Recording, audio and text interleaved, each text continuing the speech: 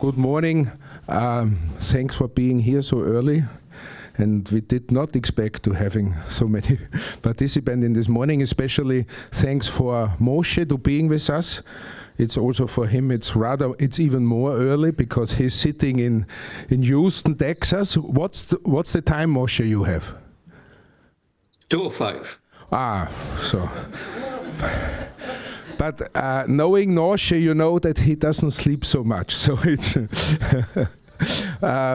for today we are somehow, let's say yesterday we had a computer science poor sessions. No, it was nearly exclusively about computer science, the pros and cons of different approaches and how they could be merged. Today also we start with computer science, but then we are broadening up and we are looking at philosophy, we are looking at, let's say, the use of computer science methods in other sciences. And at the end, we are looking at institution. What does this mean? This, let's say, there's the discussion whether this is a paradigm shift or not, but let's agree on the notion of shift at least. What does this shift mean for institutions? I'm happy to welcome Helga for the morning session. I think she's the proper person to moderate this session because those of you who do not know Helga, she's coming, let's say, from sociology and social technology studies, science technology studies, but more important, she is the grande dame of European research. And I thank you for being with us and I hand over to you. Thank you, Hannes, and good morning, Moshe. So this morning, welcome to the second day and the first session of the second day. The theme of this morning and of this session in particular is, are we moving towards a new science, new computer science? This, of course, has some affiliation with the Nuova Scienza of the 17th century of Vico. And at that time, it meant to bring in the humanities.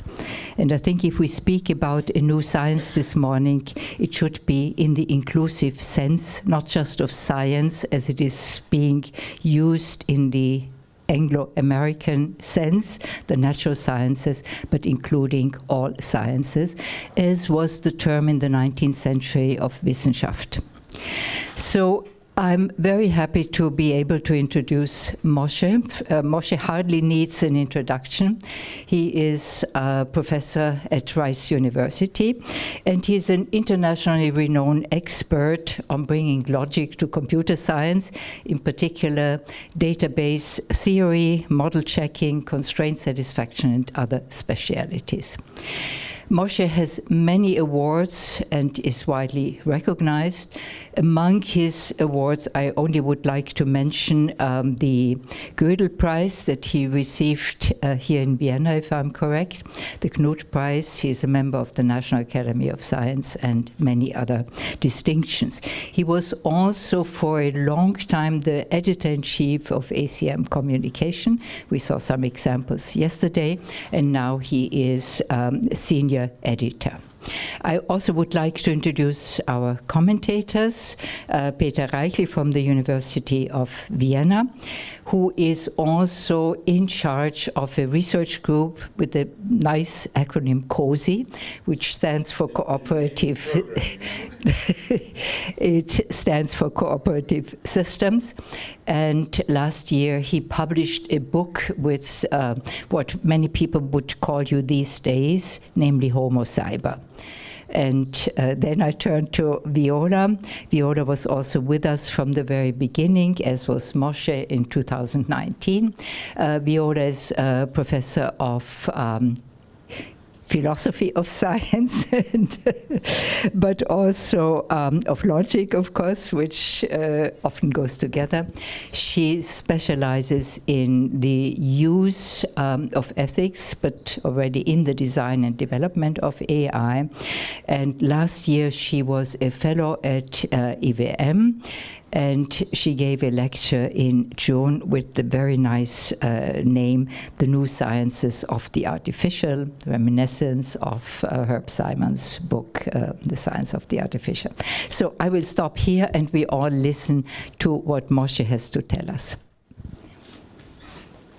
Thank you for this introduction. Let me share the screen.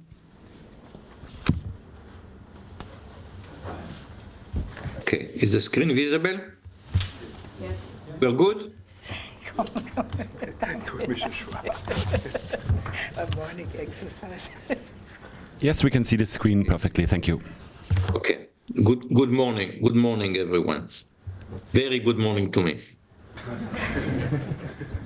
So I would like to address the question, are we seeing a paradigm shift in computer science? And the sense in the air is that computer science is changing in a very fundamental way. For the last about maybe 75 years of computer science, we thought about it, there was some question, what is the proper definition of the good old computer science? I call it model-driven, okay?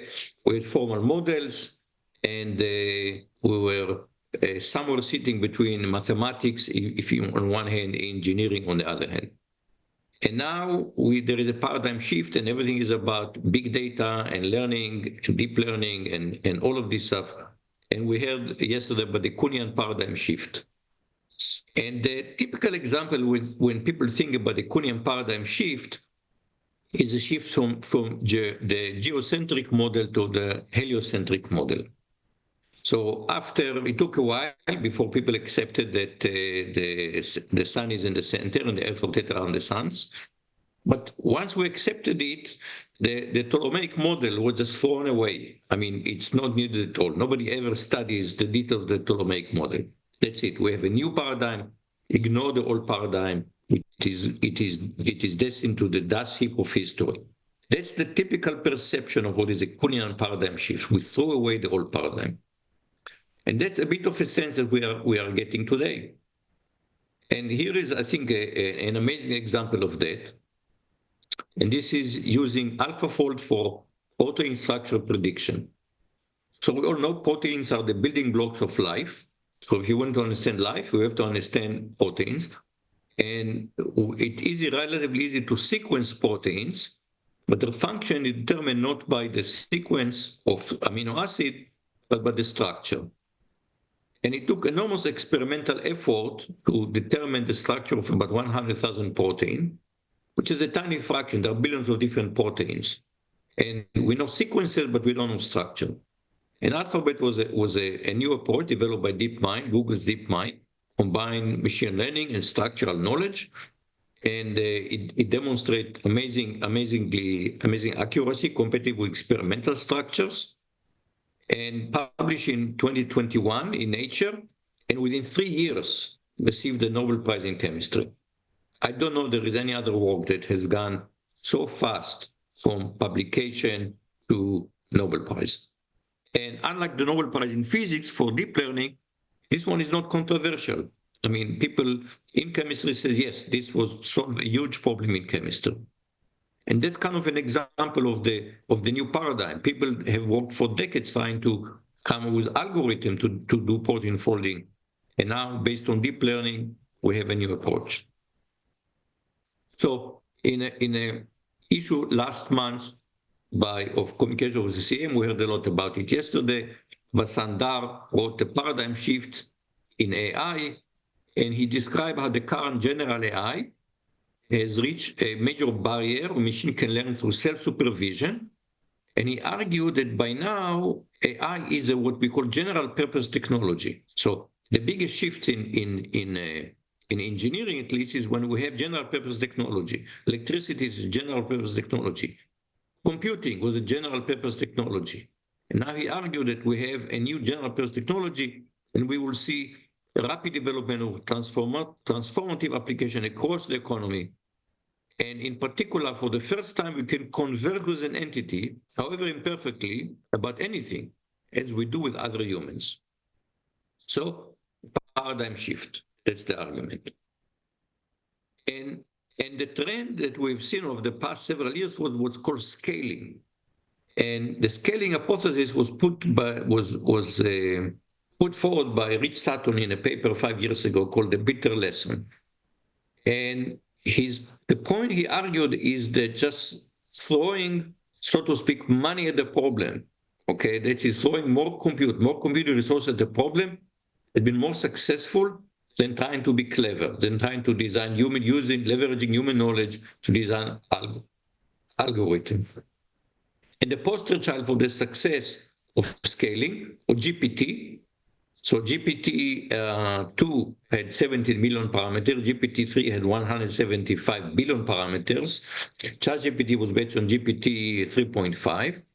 And some people have calculated that by the time we get to 5 quadrillion, so a quadrillion is 1,000 trillion.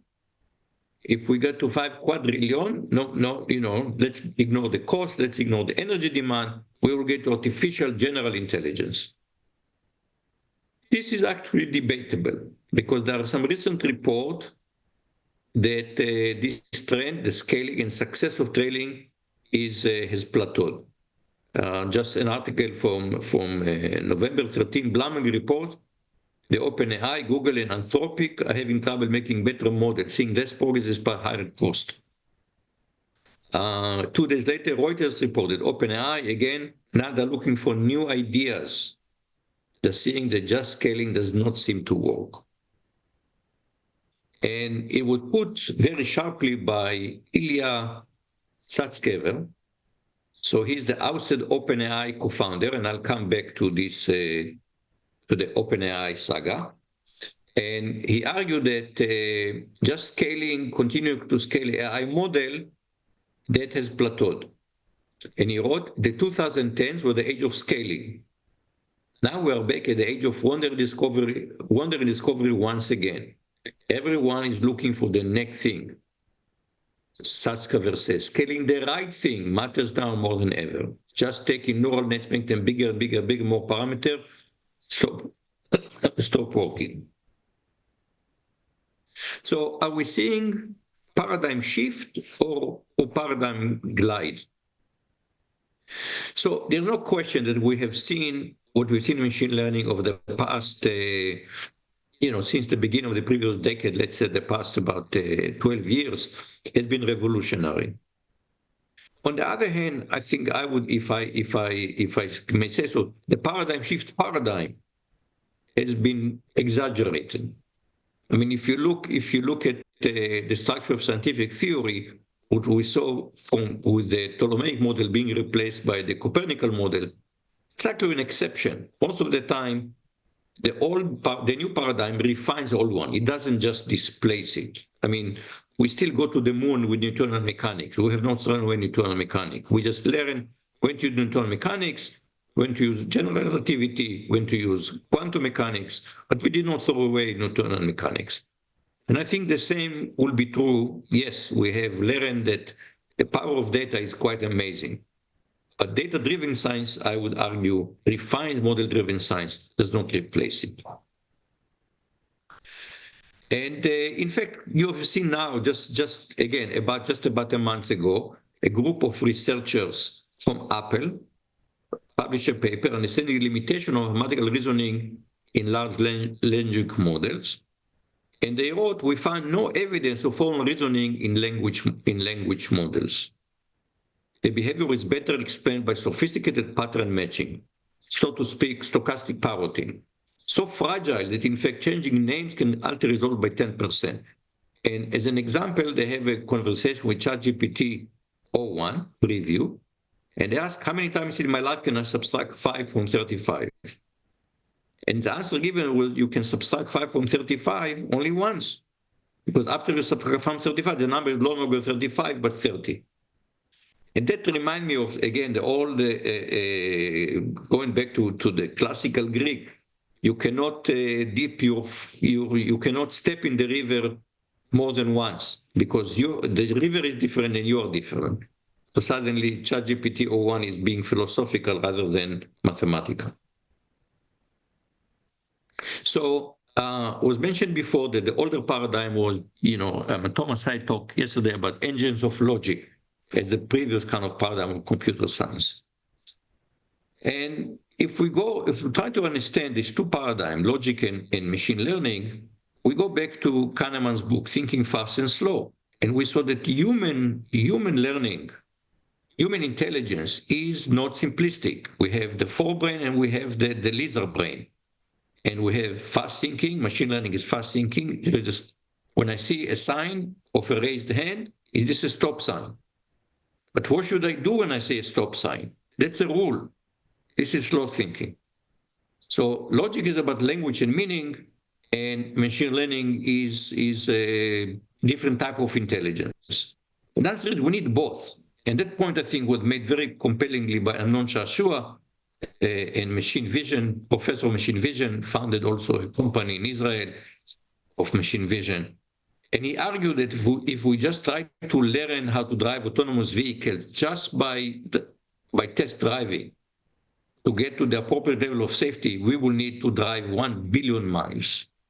But if you combine data-driven and model-driven, if you combine data and reasoning, we can cut it down by a factor of 1,000 to 1 million miles. And 1 billion mile driving, maybe now when because every Tesla car that's driving around is learning, maybe it's possible to get to 1 billion mile. But in 2017, 1 billion mile look impossible, and it's not clear that we need it. And we need logic because are the way we communicate. We still think that communicating logically is a feature. So when people start talking about automated decision system, in 2018, Jim Larus and Chris Hanking wrote in the Communication of the ACM about automated decision system, why they should be regulated. And they wrote the widespread adoption of AD system will be economically disruptive, will raise new and complex societal challenges. Disdain for regulation, they argue, is pervasive throughout the tech industry. In the case of automated decision-making, this attitude is mistaken. What are automated decisions? For example, more and more we are seeing such system being deployed in the justice system for making parole decision, for making bail decision. And so now how to regulate? Where are demands that we should require? Fairness, accountability, transparency, explainability. But what kind of explanation do we want? We don't want to say this neuron firing. This neuron fired, so no bail. That's not an explanation. We need explanation in the level of human reasoning, and that will go back to logic. So let me kind of give you a very brief crash course in logic, and I won't give you the 2,500 years of history, but I'll just go back to the middle of the 19th century, where George Boole figured out how to treat logic algebraically. The 19th century was the century of algebra. And Boole looked at Aristotelian syllogism, and he argued that logical conjunction, when we say and, can be viewed as multiplication. And logical disjunction can be viewed as addition. And so by the time you have multiplication, addition, and negation, you get an algebra that we call Boolean algebra. And out of this, we get the problem of Boolean reasoning. So allow me to be a bit technical here. So now we see here that we have an expression, and the expression says not x1 or x2 or x3, paren, and not x2 or not x3 or x4, close paren, and x3 or x1, x4. And the variables are Boolean variables, so they are assigned 0 and 1. And the question is whether there is an assignment that will make this expression come true. Can we satisfy these constraints? And this is called Boolean satisfiability. And this problem essentially people start thinking about it as an algorithmic problem in the 19th century. And already then people realize this is a difficult problem. William Sennett Givons, follower of Boole, wrote, "I've given much attention, therefore, to lessening both the manual and the mental labor of the process. I shall describe several devices which may be adopted for saving trouble and risk of mistakes." So he described, in fact, how to build logic machines. The first logic machine was built by Givons.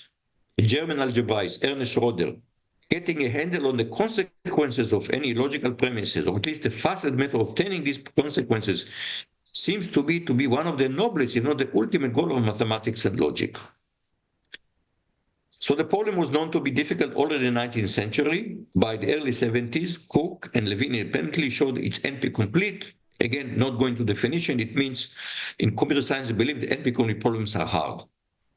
So mathematically, we established hardness in the early 70s. On the other hand, there has been an effort going back to the early days of computing to actually solve the problem. And this goes back a paper in 1955, logic theorist, and then you see a sequence of paper. And by the early 60s, we had something called DPLL, Davis, Putnam, Logman, and Loveland, which is an algorithm to actually solve oppositional satisfiability. Now, the problem is hard. So by the early 90s, we can solve problems with maybe hundreds of variables, but not more. But then there is what been called as the SAT revolution, or the automated reasoning revolution. And we have new way of reasoning with a whole new bunch of algorithmic technique, and I won't get into all the detail, back jumping, unit loss preference, on and on and on. And by about 2000, we can solve problems with millions of variables. And here is a chart generated by Sanjit Shashia from Berkeley. It was done about 10 years ago, but it wanted to show us about a decade of SAT solving. So it took the same problem, ran about 12 years of SAT solvers on the same machine. And what we see here, the problem is in 2000 took 800 seconds. By 2012 took 1 second.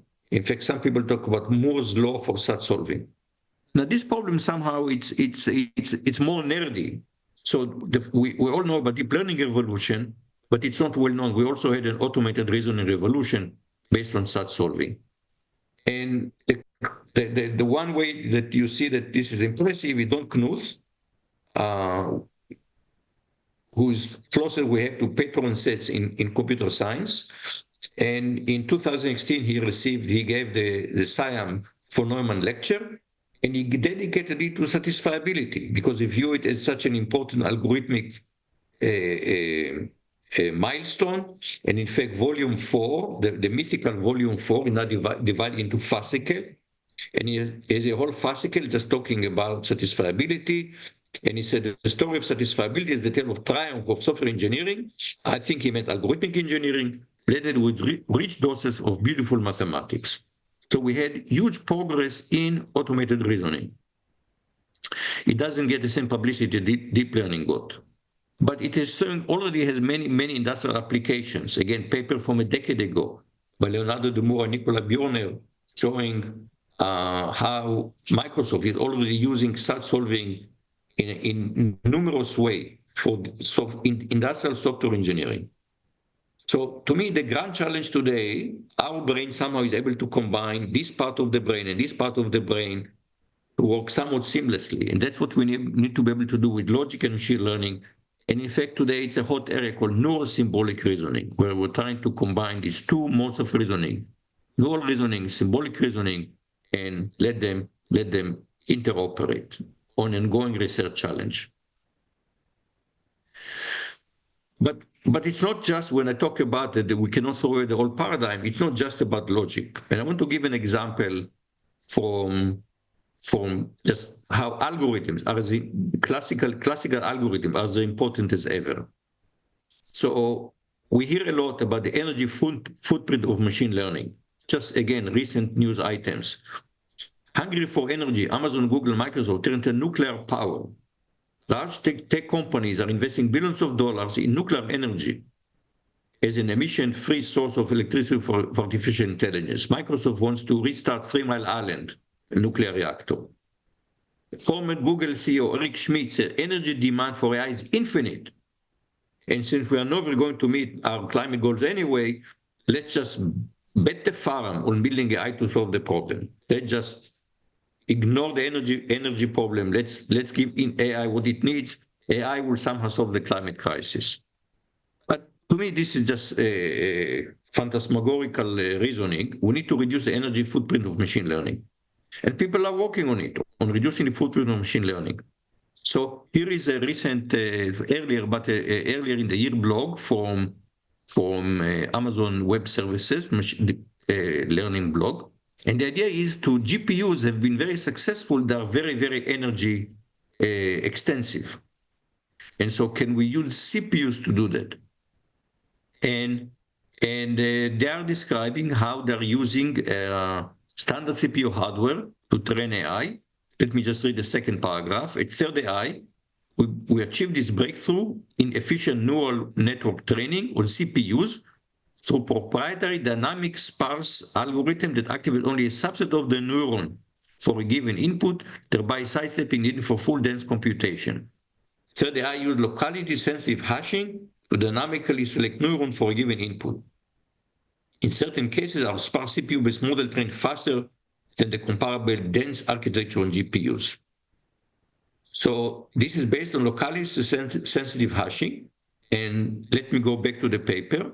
And full disclosure, one of the authors is a colleague of mine. And I don't know whether this technology will be successful or not. But the important thing, what is it based on? It is based on classical algorithm. If you read the abstract of this paper, meanwhile hashing, standard techniques, etc., etc., etc. So we are using classical algorithm in order to make AI less energy extensive. So this idea that we don't need to develop algorithm anymore, everything will be done by machine learning, is just incredibly simplistic and naive. We need to discover a synergy between model-driven science and data-driven science. So in summary of this part of the talk, I think that we're seeing a paradigm glide, not a paradigm shift. And I think we're going to keep model-driven computer science, but we're going to add to it data-driven computer science, just like physicists. Still, if you take a bachelor in physics, you still study mechanics, electromagnetism, optics. You don't throw away the old. But we need to figure out how to combine machine learning and logic to get human-centered AI. So this is more on the technical part. But I want to argue now that in another sense, there is a paradigm shift. And that's not what people think about. But here is my argument. If you look at NSF, Directorate for Computer Information Science and Engineering, the budget in 2024 is $1.5 billion. And NSF, it's important. NSF funds about 80% of US academic computer science research. Yes, there is some other agencies, but NSF funds 80%.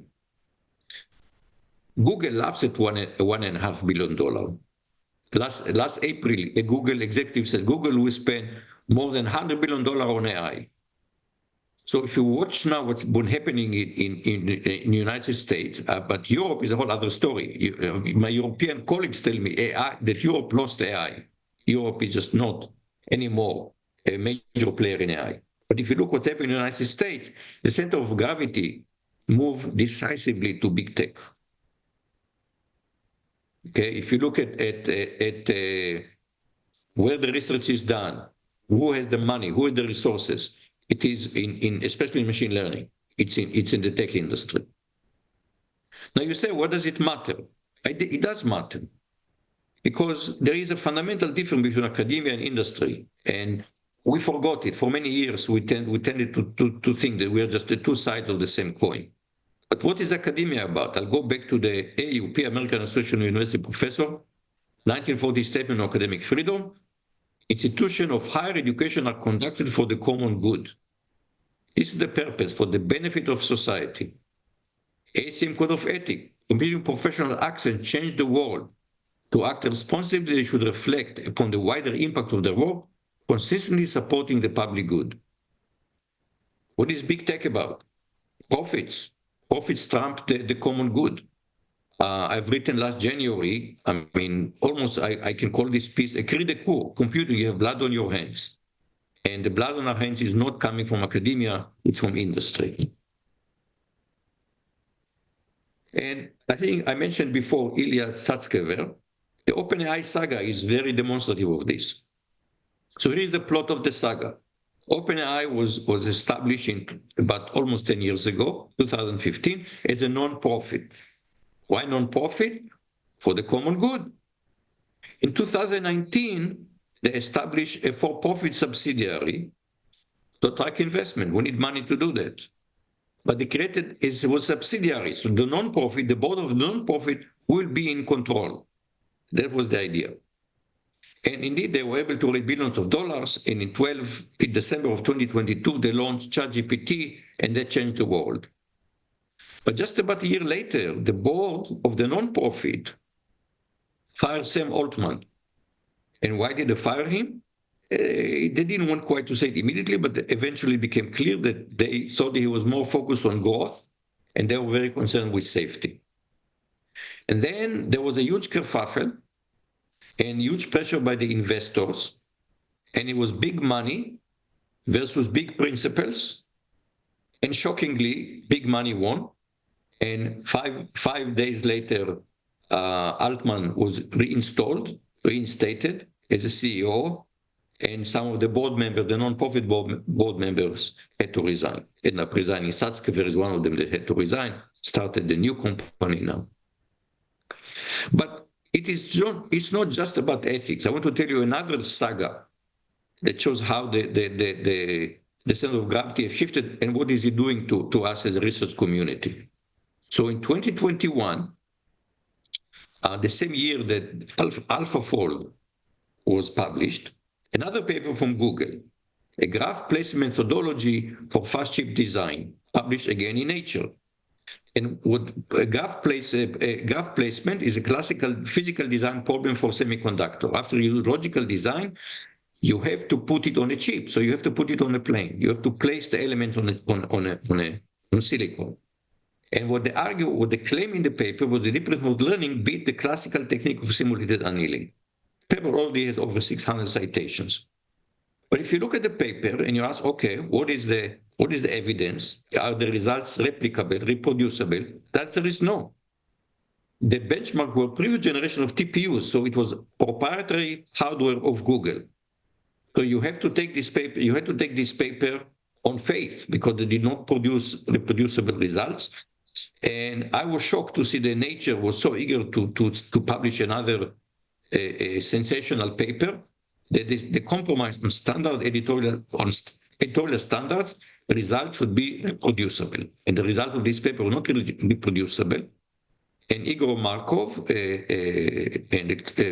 was expert in the area, just published a paper in CSCM, Google Reinforcement Learning for Integrated Circuit Macro Placement, which wrote cross-check data indicated the integrity of the Nature paper is substantially undermined owing to errors in conduct, analysis, and reporting. Nature has been slow to enforce its own policies. And I can, without getting into detail, I can tell you that Google is very unhappy about the CSCM paper, and CSCM is kind of under a fair amount of pressure from Google about publishing this paper. So it matters where the center of gravity is. So let me conclude. Progress in machine learning has been revolutionary, undoubtedly. So has been progress in automated reasoning. The reports of the demise of formal CS are greatly exaggerated, but the center of gravity of computer research moved to big tech, and that is a problem for all of us. Thank you very much.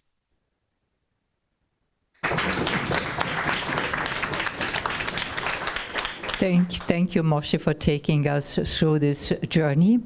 And I think in the first part of your paper, you showed that indeed there is no paradigm shift in the sense that Kuhn mentioned, but rather a paradigm glide. But in the second part, I think what you showed was that there is a power shift. The power shift from the academic world to the industrial world, with all the implications, and there are deep implications on what it means for our future. Now I would like to invite the commentators to come to the floor here, both of you. We start with you, Peter. Please stand here as we did in the past. You can stand here, no? Don't want to be impolite because usually we give, but okay, it's fine if I'm starting here. I follow the protocol of the okay, I see. So, thank you very much, Moshe, and thanks for being invited here to comment on this talk, which I found quite inspiring. I would like to give 5 remarks. Remark number 1, it was interesting in your introduction that you had a little language slip. I'm quoting your first sentence. We are talking about a paradigm shift in science, computer science. This points already to a very fundamental question. Do we talk about computer science here? Or do we talk about science in general? And my feeling is we should talk indeed, as you also have suggested, consequently about the question, what does science mean in these times? Based on the famous remark of Chris Anderson of 2008, which all of you know, that about the end of theory, which is probably the real question we are talking here about. Do we still follow our scientific paradigm in general, and then in computer science also? But I would like to address this in a more general question. Remark number 2, I fully agree with Moshe that we do not have a Kuhnian paradigm shift, but I just took the liberty to look into the book of Kuhn, how he is defining a paradigm shift. And the main difference to what we see here is that Kuhn starts from a notion of normal science, which is cumulative and just accumulating knowledge over time. And then I'm quoting what he's calling a paradigm. There are many definitions in the book. I take just the first one, okay? What I call paradigms. These I take to be universally recognized scientific achievements that for a time provide model problems and solutions to a community of practitioners. So we talk about scientific achievements. I think we all agree that the recent hype around all this artificial intelligence and machine learning is an engineering achievement. It's just based on the fact that we now have the machines to realize what 20 or 30 years ago has been thought. So the question, if you are talking about a paradigm shift, would be, has this shift happened 20 years ago, 30 years ago? When the basic fundamental advances in artificial intelligence have been made. We are not talking about the question today. So this is my note on Kuhn. Remark number 3, you mentioned this automated decision systems, which is a very good example for something I would like to point out as one of the essences of this shift we are talking about. When I'm talking about artificial intelligence, I usually bring my own artificial intelligence with me, which is a hardware, specific hardware, for a certain strategic game called NIM. Have you heard about NIM? So basically the game is as follows. You have 14 marbles. You are playing against the computer. In each step you can take 1, 2 or 3 marbles, and the computer takes 1, 2 or 3, and the one who takes the last marble loses the game. Okay, and there's a fantastic hardware, I brought it with me in fact, which is called Dr. NIM, which beats almost any human being in this strategic game, despite the fact that it's made of plastic. So this is a full-scale digital computer. We have a couple of bits here, and there are marbles running from top to bottom of this machine, and you will lose against it. We can prove it if you like, but we don't have the time probably, believe me just. And I'm doing this experiment repeatedly, and the interesting thing is to observe how the players who are playing against this piece of plastic are ascribing certain properties to the piece of plastic. So they are ascribing, this is a game with moves, with strategies. They get angry about it. But of course, everything what happens is there's a marble or a couple of marbles running from top to bottom somehow, right? Gravity, Newton-based computer. And that's the interesting thing, which you also mentioned, that we are ascribing the results of such a, I call it artificial intelligence. Of course, it's not really what we mean, but we are ascribing, we are sort of attributing qualities to the results of these machines, which just don't exist. You know, if you look at ChatGPT, the result of ChatGPT is a collection of words to which we ascribe the quality of a text. But this is our making use of what's coming out. That's my basic idea. And there's a very interesting. Okay, now I don't have so much time probably. I can go on this further. So this is remark number 3. Remark number 4. You mentioned this shift of power.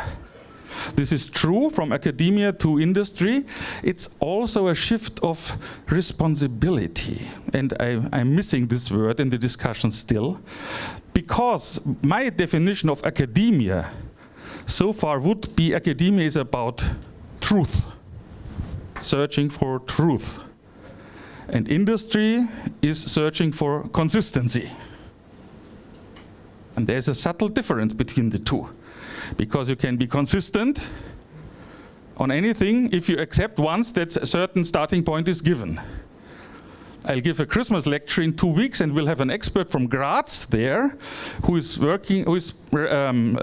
talking about his research on Donald Duck research in Entenhausen. And this is basically, it's a serious type of research. He's just taking or making the point, if I'm assuming Donald Duck exists, then I can derive certain things scientifically. For instance, he can derive that the church in Entenhausen has been built by a certain type of monks who were fleeing from northern France in 15-something. And this is perfectly compatible with any scientific method, except for the fact that he's assuming something which doesn't exist. And based on this idea that we are ascribing things which maybe do not exist, maybe they do, but maybe not, this is, for me, the more important point, that the question of this paradigm shift, are we really losing our quest for truth? And this brings me to remark number 5, which is a bit provocative, probably, but I still dare it to say. My question is, what is a sound perspective on artificial intelligence if we take this responsibility stuff into account? And I recently came across a very nice little book by Katrin Misselhorn, who is answering the question, is AI the end of art? And she argues there that the essence of art is that any artistic product is in a context, has to be in a context where there is a certain authority, a certain author feeling responsible for this product. And if this is not the case, this is not art. It makes much sense, but I think the same perspective on AI products might be helpful. Because Misselhorn's answer then is, okay, maybe art is not about an artifact, a result, but about the process, the performative aspect of the whole thing. And if we could adopt this view on artificial intelligence as an art project, maybe, this could give us quite some inspiration to rethink our position towards this technology. Thank you very much. Okay. Thank you, Peter. I think introducing responsibility gets us into deep philosophical waters. It also gets us into legal waters, because after all, to have responsibility is not only an ethical question, it's also a legal question, because we need rules, we need regulation of who is responsible for the consequences of one's action, and that there's also a legal dimension. But Moshe, I'm sure you have many more comments, as probably many in the audience have. So Moshe, I invite you now, and then we turn to Viola, if that is okay. Well, let's hear Viola. Okay. Okay. Thank you for the invitation. Don't want to spend too much words on the idea that the paradigm has been overplayed in the last few years, in particular speaking of AI and computer science. In addition, being a philosopher of science, I'm always quite skeptical when concept of paradigm shift is generally used to describe changes. As you probably know, Kuhn was quite strict in considering paradigms, in defining them, in describing the constraints for paradigm shifts. And usually, just one example, like for example, the incommensurability of paradigms hardly applies to many of the examples that we discussed yesterday and that are usually discussed today.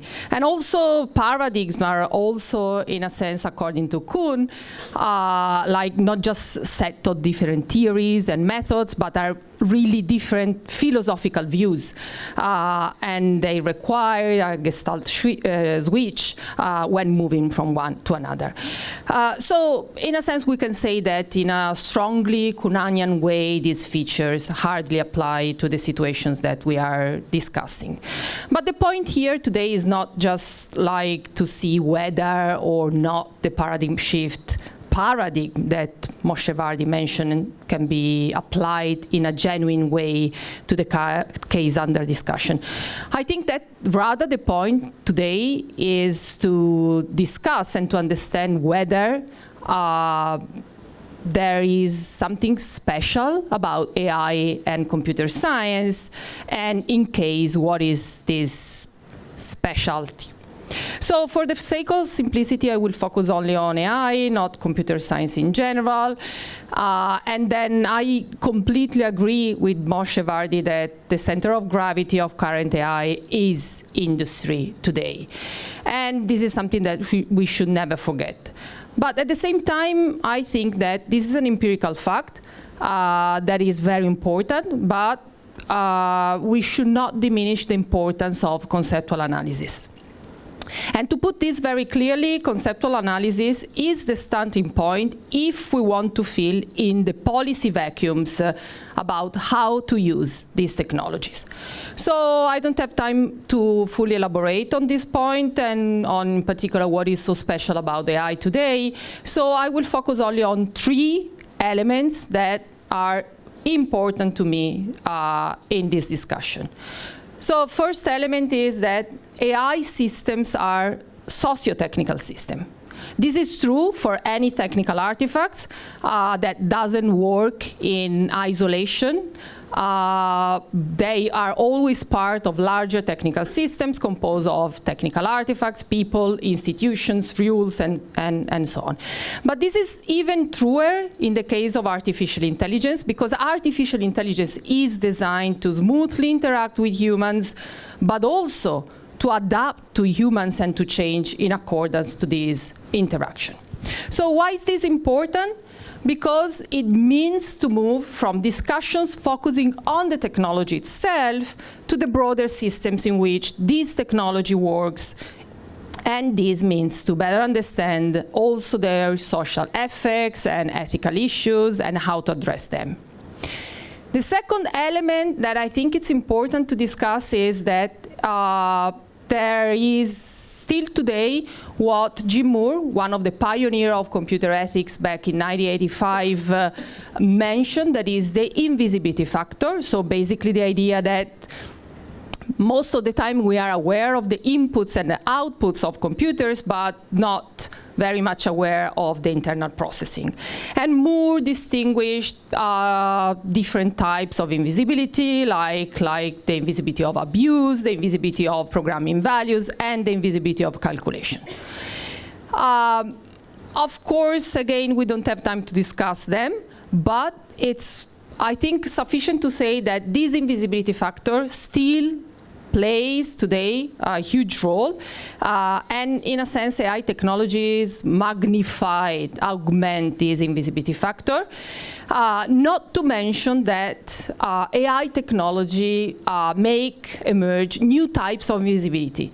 Let me mention the invisibility of labor to produce and maintain AI system, the invisibility of exploitation of natural resources and waste, and the invisibility of power that Moshe mentioned, that is becoming a transnational or overnational nature of power. The third and last element that I want to discuss is that some AI technologies today can be labeled as experimental technologies. So experimental technologies are those technologies whose introduction into society comes with large uncertainties, unknowns, indeterminacies. And basically, in other words, this means that the assessment of social benefits, but also of their risk, requires that these technologies are put into the context of use, are put in operation. In conclusion, I believe that we do need to take into account these changes, these peculiarities of AI, even if perhaps we don't want to apply the paradigm shift kind of language, even in a metaphorical sense. I rather prefer to use the idea of concept stretching. So this is why I've argued that we need to work for the creation of the new sciences of the artificial that will be partly in continuation, partly different from the classical Herbert Simon sciences of the artificial. At the moment, these attempts to investigate the conceptual foundations of AI move like between two extremes. From the one side, the effort is to try to conform AI to the traditional sciences, whether the natural one like physics or the social one like psychology. From the other side, there is the idea that AI is not a proper science and should be regarded rather as an engineering. So my main hypothesis is that AI is a science, as Helga mentioned it, in a more larger and encompassing way. It's an artificial science that is in part in continuation and in part in discontinuity. And this is important, not just for the sake of the disciplinary discussion and stuff like this, but it is important because this kind of conceptual analysis, I believe, can be the starting point to fill in many of the policy vacuums that we observe today. Thank you.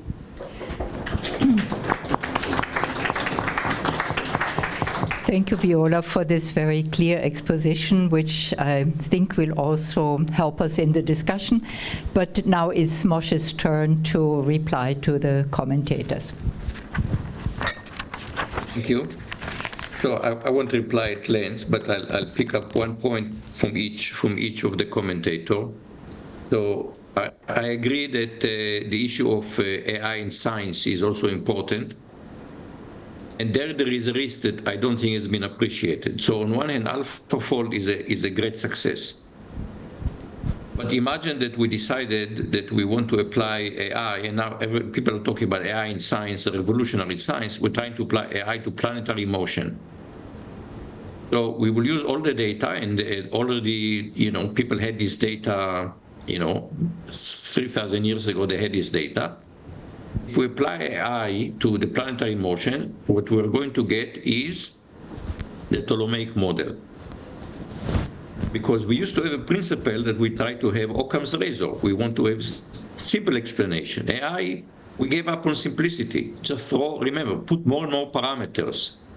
So if we throw AI at planetary motion, it will generate the Ptolemaic model.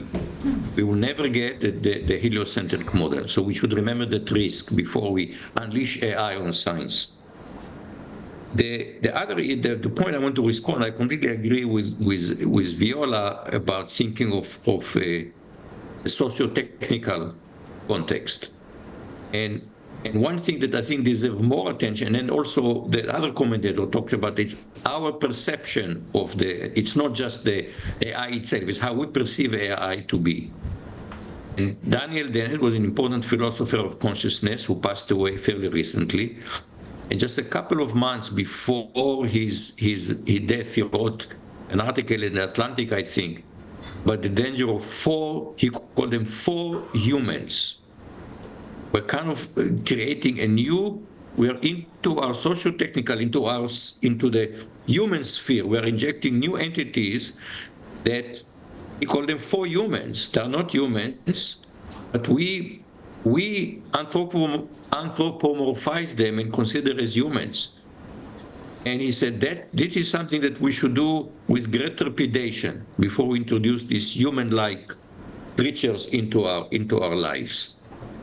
And that, I think, in that sense, there is something new here. The life-likeness, the human-likeness of the new generation of AI is definitely something new. I mean, we used to think that this is a test for intelligence. Now we realize that Turing was wrong. This is not a test for intelligence. Nevertheless, it's a huge change, and we cannot ignore the depth of consequences. Thank you. Before opening the floor, I just want to follow up on what Moshe said about the use of AI in science and what is new. And let me just take you back to the beginning of modern science. And there, they called themselves natural philosophers in those times, not scientists as yet.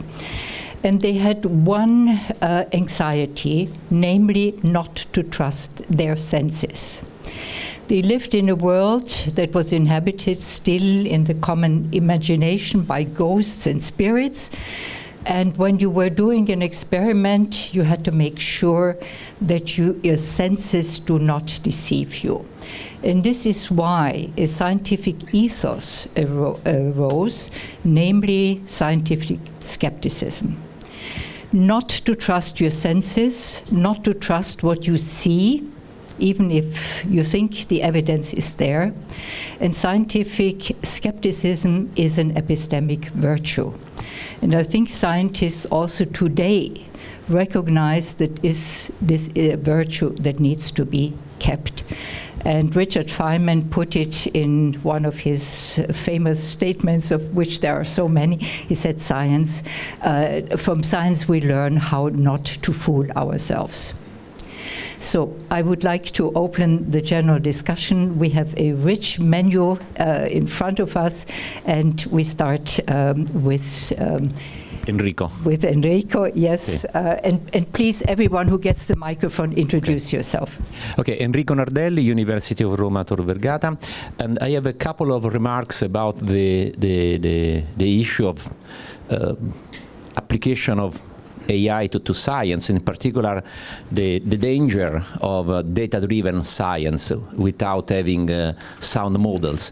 The first one is a theorem that I guess Moshe knows very well, which is a almost 10 years old result by Christian Calude and Giuseppe Longo that proves that in any large database there are spurious correlation, and you can find spurious correlation in a large enough set of data, even if the set of data has been completely generated at random. So if you go and look inside data and don't have a sound model of what you are looking for, then there is no way you can find anything, but it is not necessarily correct. And the second comment is that the use of generative AI, since these are tools that are based on statistical analysis, they tend to cause what they call a regression to normal.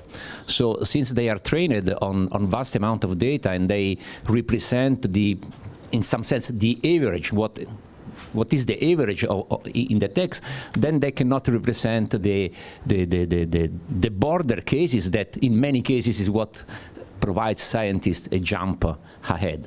So there is this danger. Then I'm not saying that they are not useful, but they have to be driven by sound models and attention to these issues.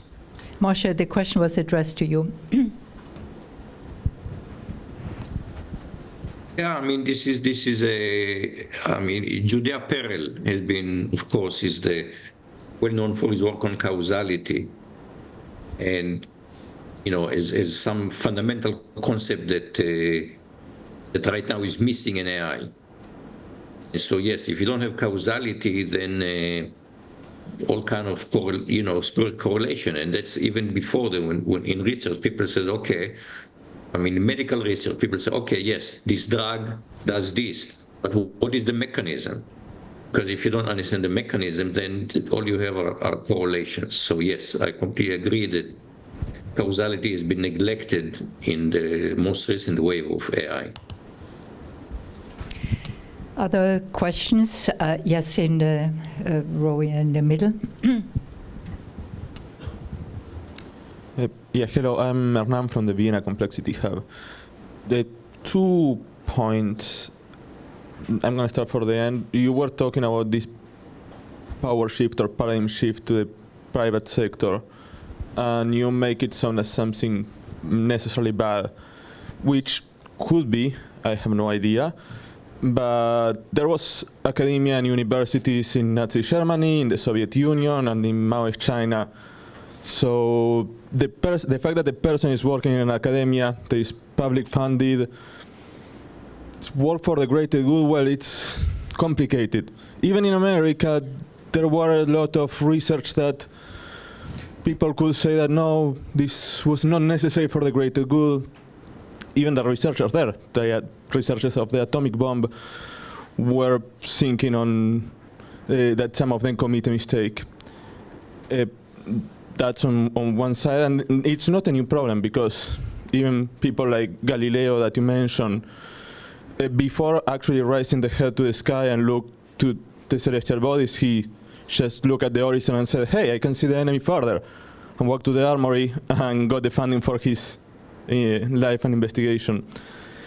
So it's not a new problem, and I think that, yeah, there is an issue of ethics in science, but the fact that there is a shift to the private sector, I don't know if that is necessary means that there is a destruction of ethics.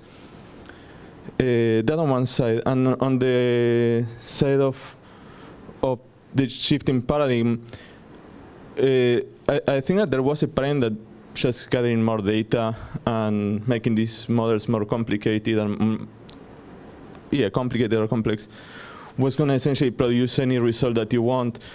And as Enrico mentioned, is that these new versions of ChatGPT and the newer versions of deep learning are kind of showing that we are reaching to a limit of just computational and data limits, that you cannot just through more data and get more results that are newer. Kind of some people is saying that, well, this is a dead end. And people like Ian LeCun was proposing that this may be a dead end on some aspects. And it was raised yesterday also that we have to complement these methods in some other way, because clearly using them is only a dead end. And that kind of is a shifting paradigm. I don't know. Maybe this advancing technology proves something that even when the technology was developed 30 years ago, as the professor, I'm sorry, I forgot your name, said, the technological developments of recent years is what enabled to say that maybe this is a dead end. Okay. Moshe. Oh, we are all flawed human beings. Even with the road to hell is paved with good intentions. The fact that we dedicate ourselves to the public good does not mean that we're not angels. But at least there is an intention here, and hopefully there are corrections. And we talk about the long arc of history, and how things get better. So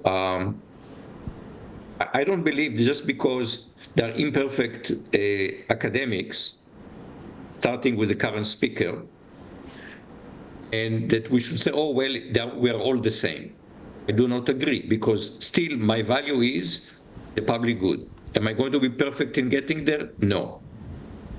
How do we even define the public good? I mean, it's complicated. We have democracy as a way for us to collectively agree what is a public good. Is it easy? No.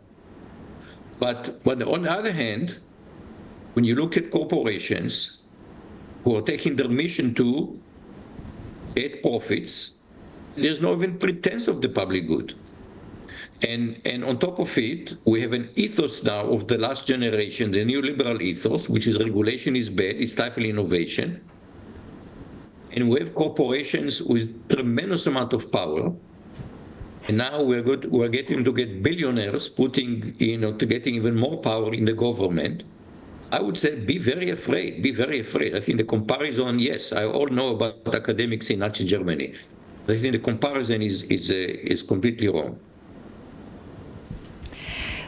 But there was, just to answer your question from a slightly different perspective, there was a famous paper written by Robert Merton in the year 1942.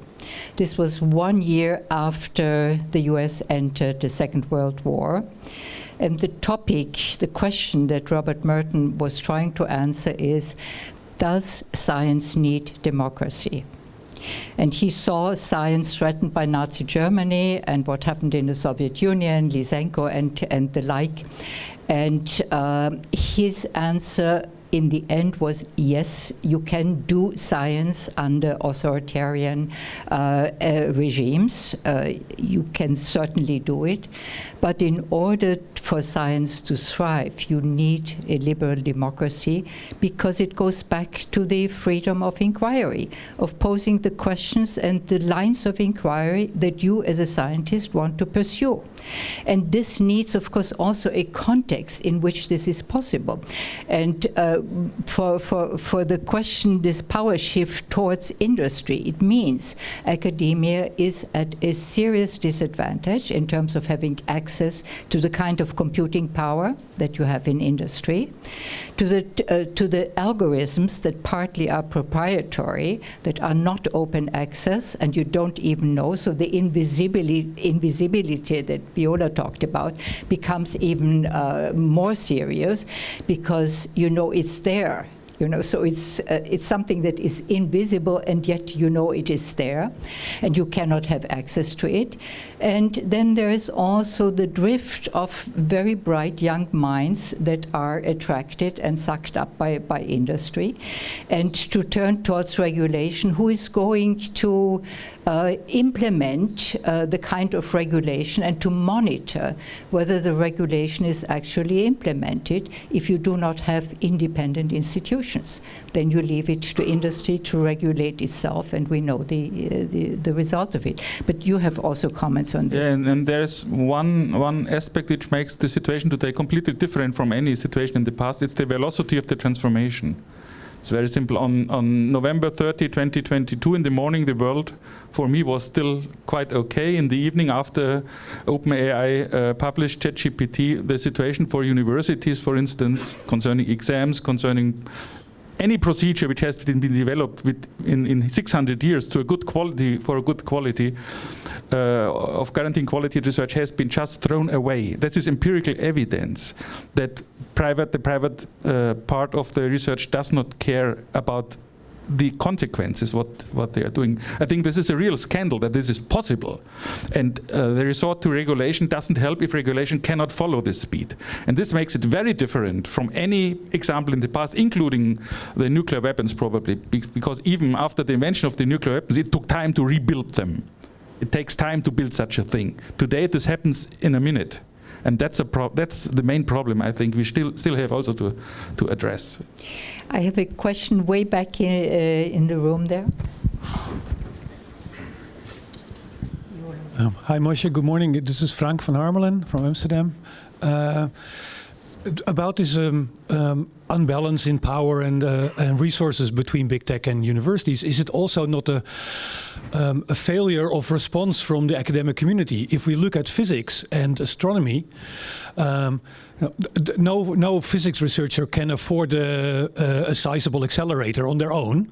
So they've pooled resources. They're hollowing out Switzerland and building giant machines that are shared access for the scientific community. Maybe now in AI we are in a stage where we see that certain phenomena only happen at scale. Right, so some emergent phenomena in these transformer models, maybe we have to take those seriously. Shouldn't the AI community organize itself in a similar way as the astronomers around the Hubble telescope and the physics researchers around CERN? I couldn't agree more. I mean, the problem is deeper than that. If you actually look, especially in computer science, from the very beginning, if you look at academic computer science, go roughly to the mid-60s.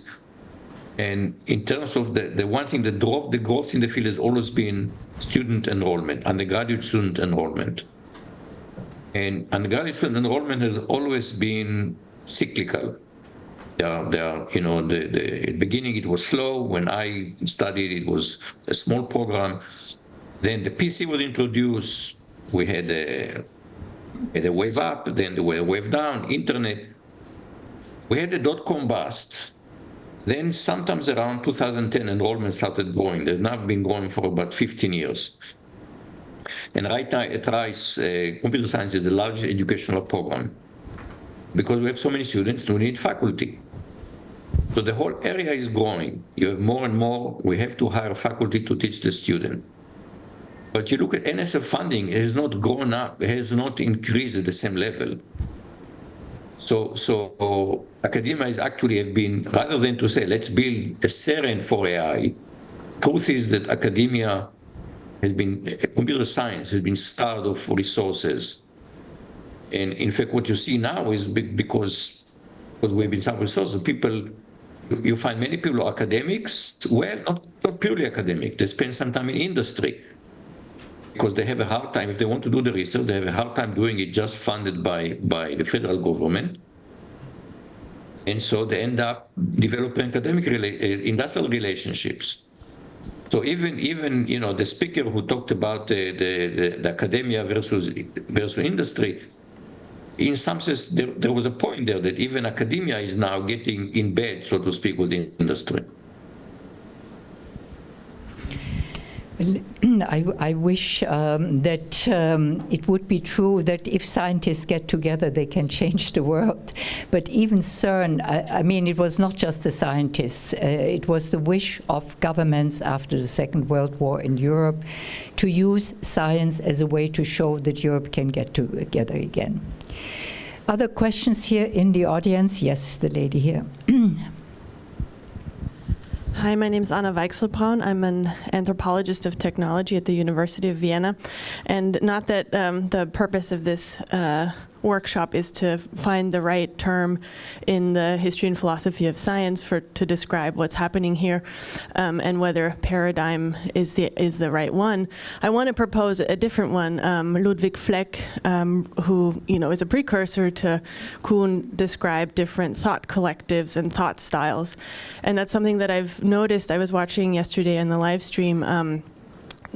Several of the speakers bringing up examples of ChatGPT not being able to do math or logical reasoning, and it seemed like the affect behind that was a sort of incredulity or an indignation that this could be a thing that people are proud of because it's not even doing this logic thing, and it seems to me that that's an indicator of some different thought styles, right? There's the symbolic community with its emphasis on knowledge graphs and logic has a different sort of set of commitments, epistemic commitments and virtues that it's pursuing, and that's coming up against this other very powerful and very popular technology, motivated by, as you were saying, different kinds of commitments, which run to profit and to commercialization. So, that's just a suggestion. Wondering what you think of that. Oh, I want to clarify. I'm not surprised at all that the Gen AI today, the LLMs, cannot do logic, cannot do reasoning. They've never built to do that, okay? They have been built to generate text that sounds reasonable to people, and they are very, very good at that, okay? For some reason, that success has got it got into people's head to say, this is it, we don't need anything else, we just need LLMs. And the answer is that human intelligence itself is multifaceted. It is not some monolithic thing, and we know even people who Minsky talked about the society of minds, okay?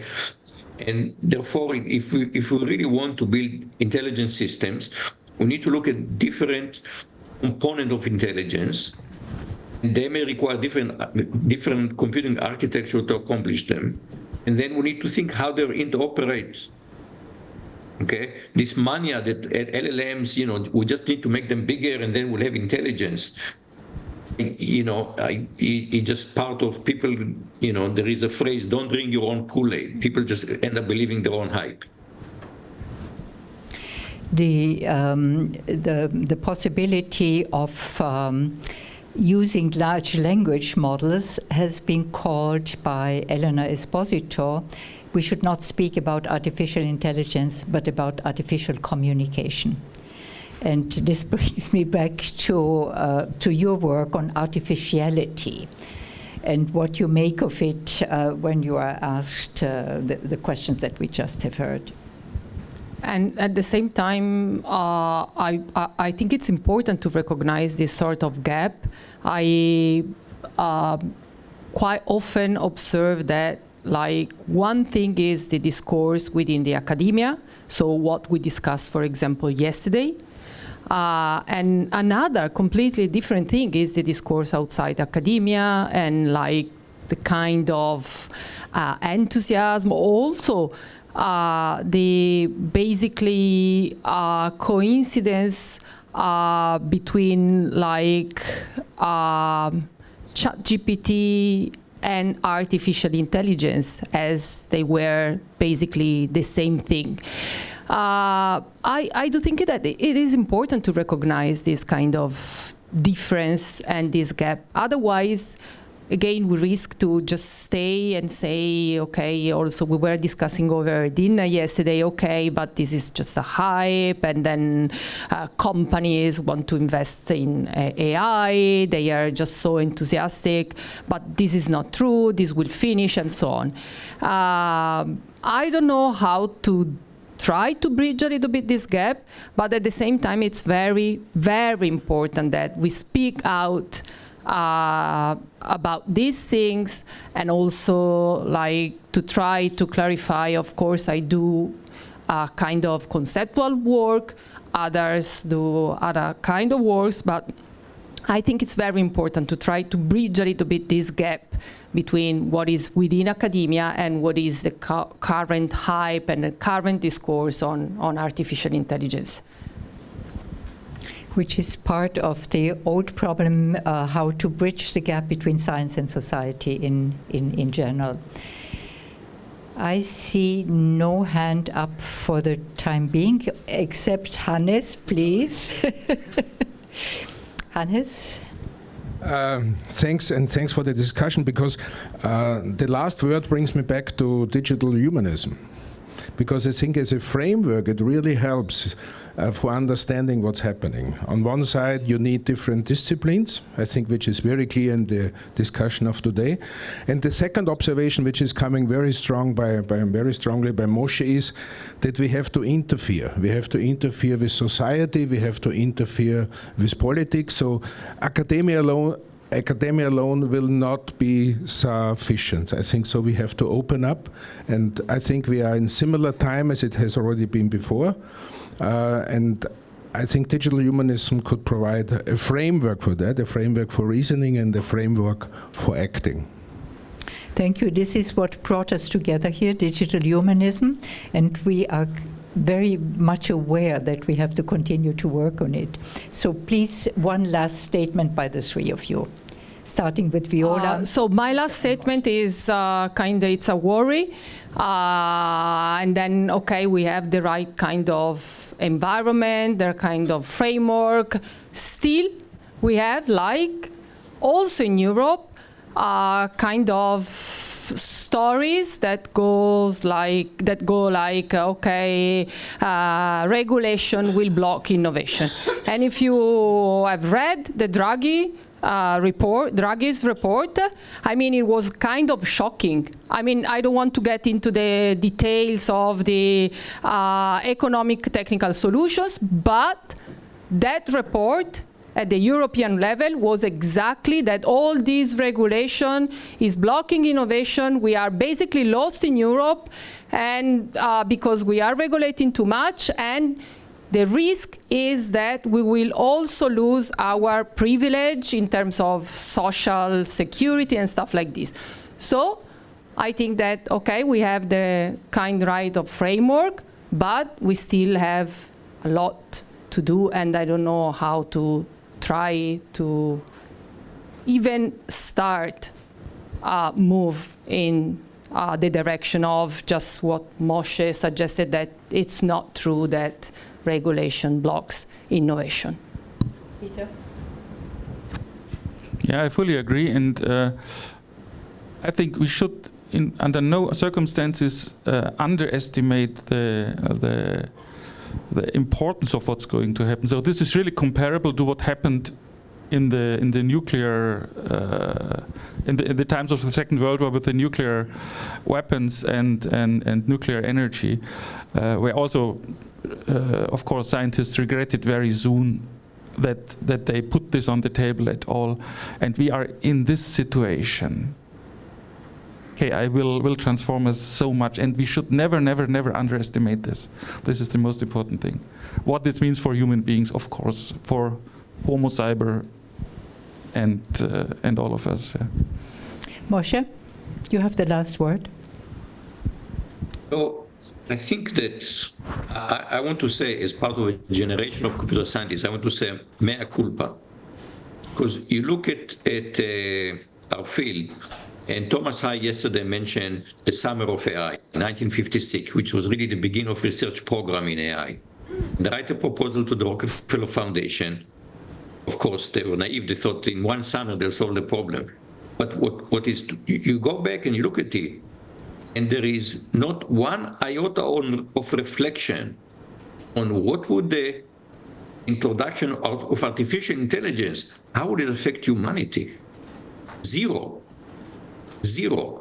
And as I was educated and learned about AI and did research in AI, zero reflection what will mean for humanity. I think this reflection, there was something people have been talking over the years a little bit about impact on labor. There was one aspect that had been discussed, impact on labor.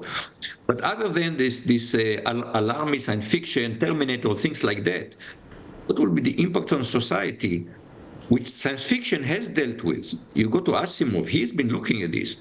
But in our field, we've been blind to that. And this mentality, which is just, don't bother us with stories about humans, we just like the technology. That's the thing that we must change. This is what digital humanism is about. Technology has to be for humans. Okay? Humans are at the center here. That's a cultural change that is still hard work. This is perhaps the real paradigm change that we need, but it also means there is a lot of hard work to be done. But I think we can do it and start with it in the right spirit. So let us thank our commentators and above all our speaker, Moshe. Thank you very, very much. And here the audience will have a coffee break. Thank you, Moshe.